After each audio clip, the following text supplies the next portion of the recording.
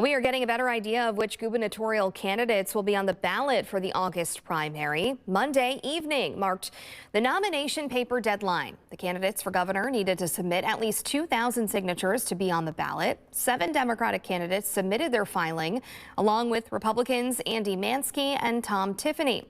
Minocqua Brewing Company owner and Democratic contender Kirk Bangstad also submitted signatures, but a Wisconsin Elections Commission report recently put out just yesterday said that he only submitted around 1,500 valid signatures, which would put him under the required amount of 2,000 and keep him off the ballot. Bangstad posted what appeared to be an email from the WEC on social media last night, which said that some of those signatures weren't valid due to the wrong election date, the wrong primary date being listed. The email goes on to say that he will have until June 7th to correct those dates. The WEC is scheduled to finalize which candidates have met all of the ballot requirements next week.